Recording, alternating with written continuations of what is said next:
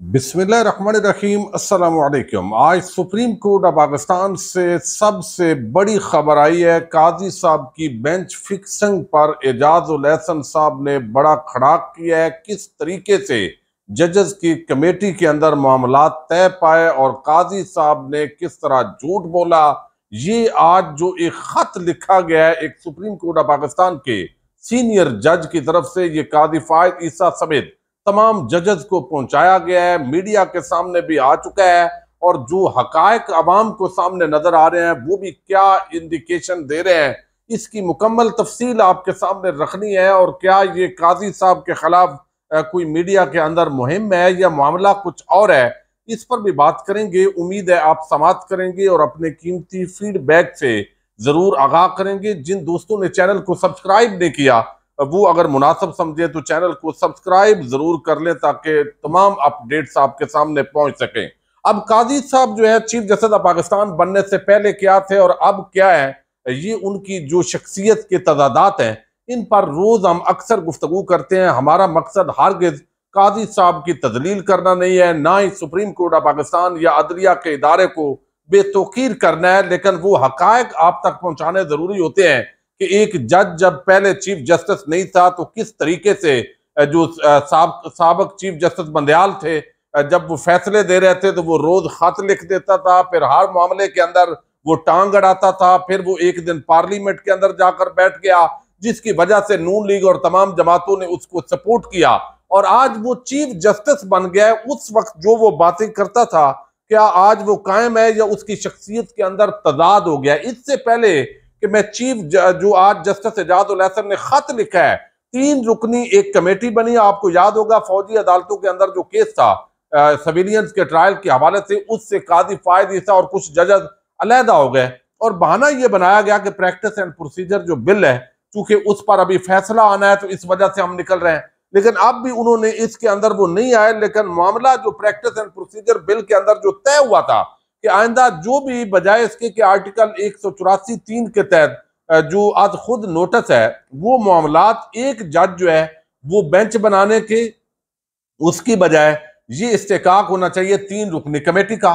लेकिन अब जो 3 रुकनी कमेटी है उसके अंदर एक तो चीफ जस्टिस है, बाकी 2 सीनियर तरीन जजेस होने हैं। जस्टिस जो काजी साहब खुद ऑलरेडी मौजूद हैं तो उनके साथ जस्टिस तारक मसूद हैं। ये सरदार तारक मसूद काजी साहब के राइट हैंड है, ये काजी ग्रुप है आप समझे।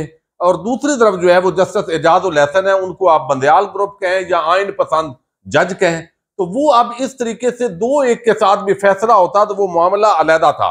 लेकिन 2 दिन पहले एक के बाकायदा तौर पर बताया गया कि हमने इस तरीके से बेंचेस की तश्कील का जजेस की कमेटी ने फैसला किया है। अब वो जो जारी किया गया मीडिया के अंदर, मैंने भी आपके सामने जो है वो उसको डिस्कस किया। अब इसका आज जस्टिस एजाज उल एहसन ने इनकार कर दिया और उन्होंने कहा कि ये झूठ बोला गया है, इस तरह बात ही नहीं हुई थी। ये तफसील मैं आपके सामने रखूंगा, लेकिन काजी साहब जो है वो आप देखिए कि इस वक्त जो है तहरीक इंसाफ के हजारों वर्कर्स जेलों के अंदर है।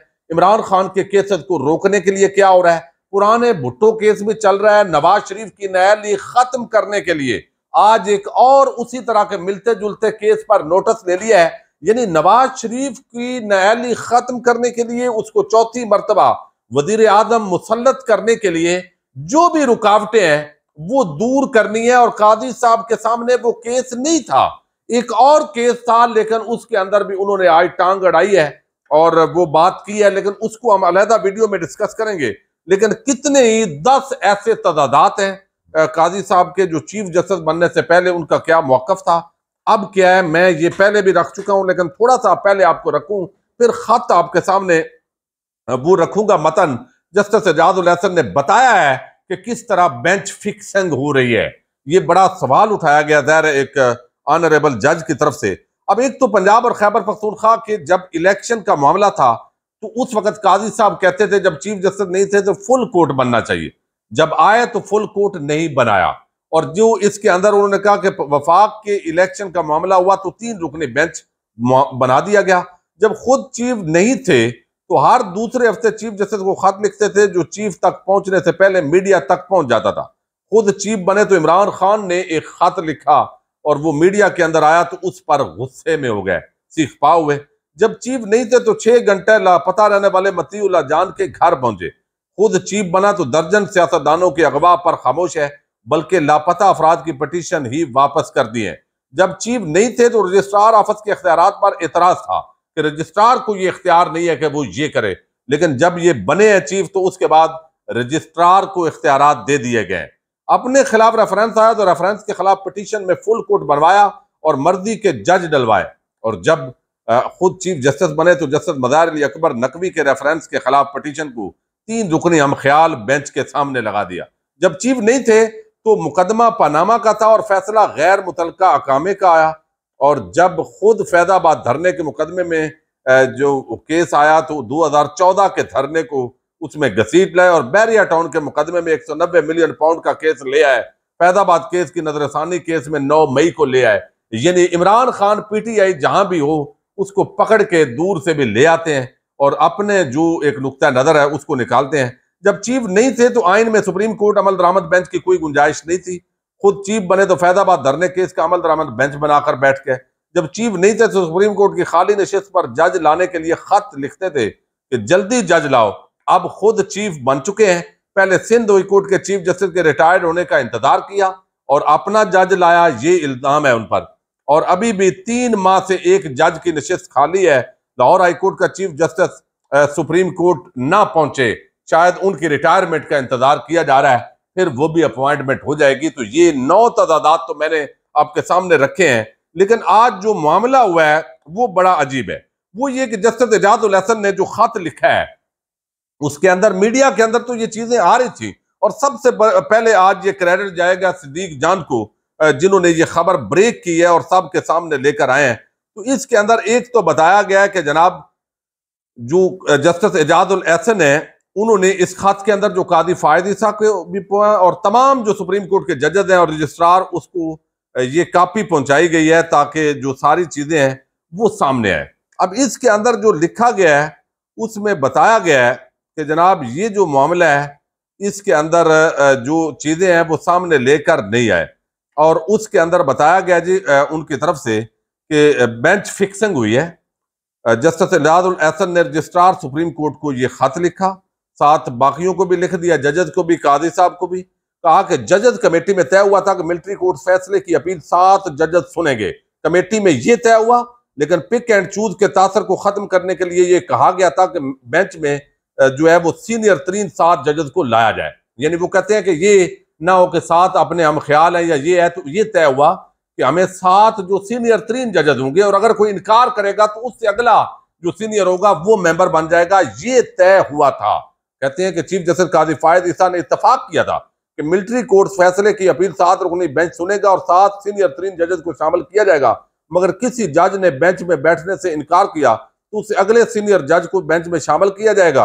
और जस्टिस एजाजुल हसन ने मजीद कहा कि जस्टिस मज़ाहिर अली अकबर नकवी का केस सुनने वाले जजेस का बेंच भी सीनियरिटी पर बनाने का फैसला हुआ, लेकिन काद लिस्ट जारी हुई तो मामला उल्ट निकला। यानी तय और हुआ और काद लिस्ट के अंदर कादी साहब ने अपने हमख्याल जजेस का एक बेंच, एक अपने सुप्रीम कोर्ट के जज के खिलाफ यह मुकदमा था जो इतना हसास मामला था, लेकिन अपने मुखालफ कैंप के अंदर या मुखालफ ख्यालात के अमल जज होने की वजह से उसका हम ख्याल बेंच बना दिया और मामला उल्ट निकला, तय और हुआ कमेटी के अंदर। और जस्टिस एजाजुल हसन ने ये बेंच फिक्सिंग के हवाले से ये आज बताया है।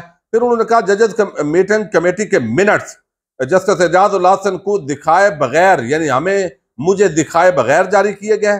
फौजी अदालतों और जस्टिस मज़ाहिर नकवी के मुकदमा सुनने वाले दोनों स्पेशल बेंचेस 3 रुकनी कमेटी ने तश्कील ही नहीं दिए। ये बड़ा आज इल्जाम भी लगाया है, बड़ा इंकशाफ भी किया है कि ये खुद से कादी साहब, यानी कल को जब चीफ जस्टिस बंदयाल थे तो यही कादी कहता था कि एक जज को ये इख्तियार नहीं होना चाहिए, ये 3 रुकनी कमेटी को इख्तियार होना चाहिए बेंच बनाने का। अब उस तीसरे जज को बगैर जो है वो बताए, बगैर दस्तखत करवाए अपनी मर्जी से बेंच फिक्सिंग हो रही है, ये इल्जाम इसके अंदर लगाया गया। और फौजी अदालतों और जस्टिस मज़ाहिर नकवी के मुकदमात सुनने वाला जो बेंच है उसके स्पेशल बेंचेस 3 रुकनी कमेटी ने वो तश्कील नहीं दिए। ये बड़ा इंकशाफ हुआ है। कादी फायद ईसा की जो हकीकत है वो सामने आई है। वो कहते हैं कि कानून के बजाय अपनी मर्जी के बेंचेस की तश्कील पर काजी साहब डट गए और प्रैक्टिस एंड प्रोसीजर जो बिल है उसकी उन्होंने खुद ही वो धज्जियां बखेरी हैं जो पहले दावेदार थे कि ये कोई मसला नहीं है, हम कानून और आइन को लेकर चलेंगे। तो जब चीफ जस्टिस बंदयाल मौजूद थे उस वक्त और कहना था, जब ये चीफ जस्टिस नहीं बने थे काजी साहब उस वक्त मौक़िफ़ उनका ये था। तजादात मैंने आपके सामने रखे हैं। अब ये मैं कोई इल्जाम नहीं लगा रहा, कोई कंपेन नहीं हम कर रहे कि कुछ सोशल मीडिया पे कंपेन है। एक फाजिल सुप्रीम कोर्ट के सीनियर तरीन जो जज हैं जस्टिस एजाजुल एहसन, जो उस जजेस कमेटी के मीटिंग है, वो दो तो हम ख्याल जजेस हैं और तीसरा कह रहा है कि भाई मुझे बगैर दिखाए अपने तौर पे ये सारे बेंच फिक्सिंग हो रही है। ये चूंकि 2 दिन पहले एक बताया गया कि ये सारा कुछ हुआ है। अब ये जो है सारी चीजें उन्होंने की है कि बेंचेस की तश्कील से मुतल्लिक आपको कॉल्स की 4थी और 5वीं मीटिंग के मिनट्स मुझे नहीं भेजे गए। ये भी साथ लिखा गया है कि भाई मैंने कॉल्स भी की हैं, 4थी और 5वीं मीटिंग के मिनट्स मुझे नहीं भेजे गए। मेरे दस्तखत के बगैर मीटिंग मिनट सुप्रीम कोर्ट की वेबसाइट पर अपलोड किया गया। जस्टिस एजाजुल एहसन का ये सुप्रीम कोर्ट के रजिस्ट्रार को खत है। मिलिट्री कोर्ट्स के खिलाफ दरखास्तों पर तय पाया था कि सीनियर जजेस पर मुश्तमिल ये बेंच होगा, लेकिन ऐसा भी नहीं किया गया। तो ये मामला है जी, काजी साहब की बेंच फिक्सिंग आज खुल गई है। जस्टिस एजाजुल एहसन ये पहली दरार है बेसिकली काजी के खिलाफ जो सुप्रीम कोर्ट ऑफ पाकिस्तान के अंदर जो बगावत है। अब इसका वो क्या जवाब देते हैं, उनके जो सहाफी हैं ग्रुप के वो क्या बात देते हैं। हमें गैर जानबदार रहना है, हमें इदारों का इज्जत और वकार अजीज है, लेकिन ये चीजें जो पाकिस्तानी कौम को नजर आ रही थी कि ये अना और तकब्बर का भरा हुआ एक शख्स जिसके सामने जुल्म सितम हो रहा है, जिसके सामने इंसानी हकूक की रोज पामालियां हो रही है, जिसके सामने आज खदीजा शाह जो है उसको नाजायज और बोगस मुकदमे के अंदर पाकिस्तानी कौम की तदलील करके उसको क्वेटा ले जाया गया है और वो इस पर खामोश है। लेकिन उसको एक ही टेंशन है कि नवाज शरीफ की नाअहली कैसे खत्म करनी है ताकि वो 4थी मरतबा वजीर आजम बन सके। तो ये चीजें पाकिस्तानियों के ज़हन में ख्यालात तो आते हैं, लेकिन आज सुप्रीम कोर्ट के फाजिल जज ने एक खत के जरिए पूरी कहानी खोली है। इस पर आपकी क्या राय है? अब जस्टिस एजाजुल एहसन सही है या जो हम ख्याल 2 जजेस हैं काजी फायद ईसा और सरदार तारक मसूद वो सही है? ये अब ज़हर है, आप भी कमेंट के जरिए बताइएगा। इजाजत दीजिए, अल्लाह हाफिज।